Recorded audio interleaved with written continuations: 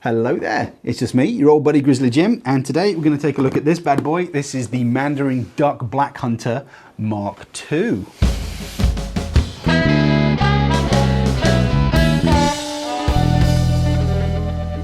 So, today, not quite a bow review, but we are going to pop this bad boy open. We're going to have a look at what's inside these new Mandarin Duck Mark II bows. Now, the Mandarin Duck Black Hunter has been around for ages. It's hugely popular. It's a hugely affordable bow that everyone seems to have one. So it's nice to actually see them here now. These are direct from Mandarin Duck. Now there are a lot of kind of sort of copy bows out there. You can buy them on sort of like Wish and Amazon and stuff like that that don't actually come from Mandarin Duck. So you know you're always having a bit of a gamble with stuff like that. So at least these are direct from the source. You know, they're the original, covered by the the manufacturer's warranty and whatnot. So yeah, it's nice to see sort of we've got these, but you got a bit of backup if something should go wrong with them. But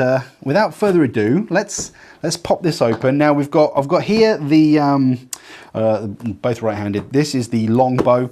This is the recurve. They should be very, very similar, just the limb profile is different. So we're going to pop open the long bow, just because that's the sort of bow I like to shoot. I like the kind of more modern reflex deflex kind of long bows.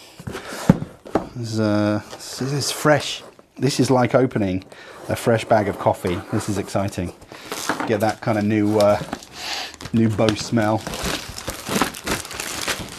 But yeah, let's have a little look in here. I haven't actually had a look at the Mark II yet, so let's see how it compares to the Mark I. Now I've had a Mandarin Duck Black Hunter for quite a while, and I actually shot it for a bit. I got a really low poundage one that Mandarin Duck sent me a couple of years ago now, certainly before COVID, because I had a problem with my shoulder. I was struggling with the poundage I was shooting, so I managed to get hold of a really light poundage. I think it was like 30 pound, 35 pound, and I shot it for a good while actually, and it's actually a nice bow. It really is. For the money, I can't find anything wrong with it. Like I say, I'll do a proper review on this at some point. We'll get out to the woods and we'll have a proper play, but this is just, we're just having a little look here, just having a little mooch of what's in the box. So this is the riser, made up of like a laminate. We got a lot of laminations in there, a lot of nice wood in there. It looks quite solid. Again, can I see any difference between that and the Mark one I have? I'd have to compare them side by side, but it certainly looks very, very similar. It's a nice short little riser. It's not going to give you any problems, I don't think.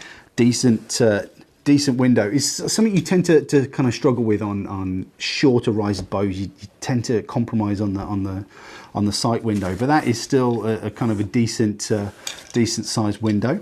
You've got your screw and two screws, obviously. I mean, there's not a lot in the box actually, kind of bells and whistles wise. But let's have a look at these limbs.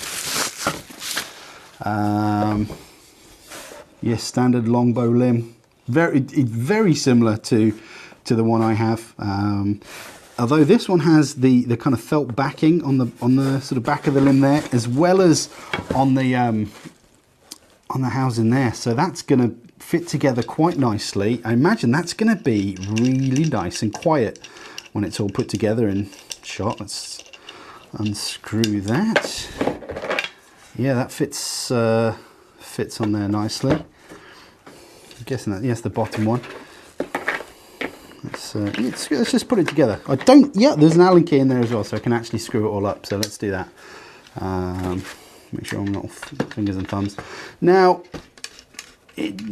first impressions, the limb doesn't fit the riser completely flush, but I mean, we're talking sort of a budget range bow here. It's not like you've paid like £1,000 for a custom made bow or anything. It's very much kind of like a working man's bow. It does kind of what it says on the tin, but it fits the riser pretty well. I mean, like, you've got a slight overhang at the top there, but that goes on there. But I quite like that the kind of two felt bits together. I think that's going to make for a very quiet shooting bow. But like I say, the proof of the pudding is going to be in the eating when we actually go to shoot it.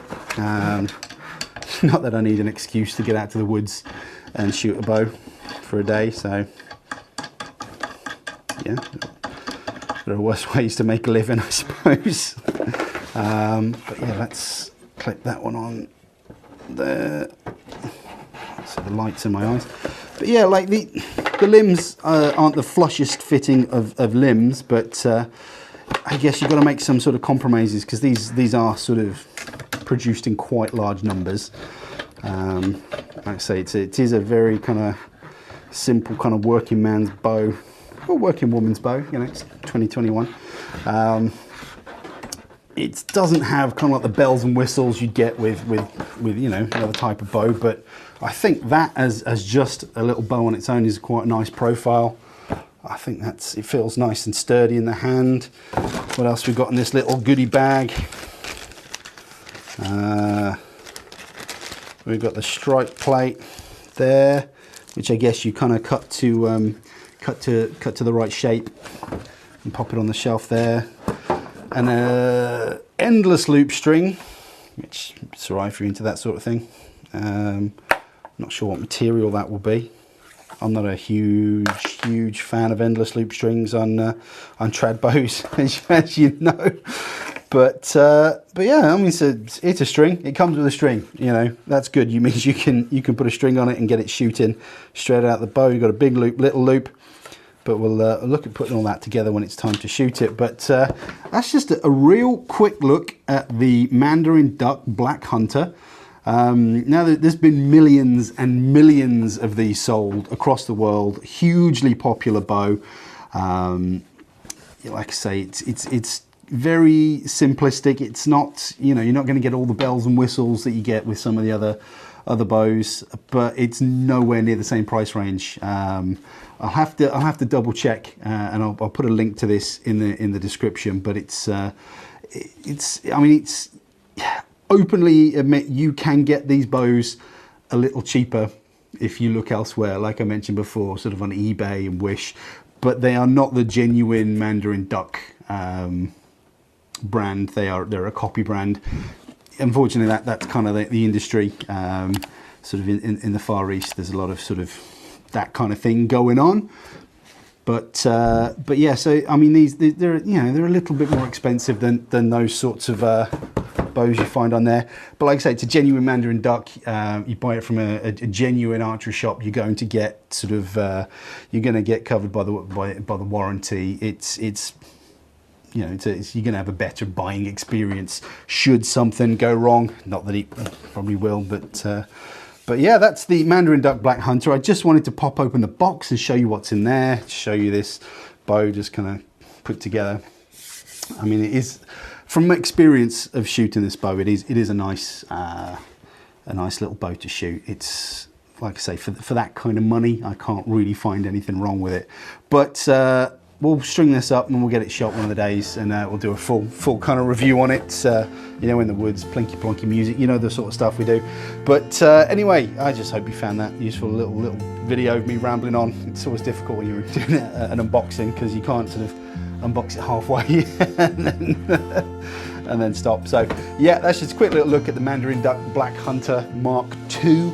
So yeah, you take care, shoot straight, and I'll see you on the internet. Bye bye.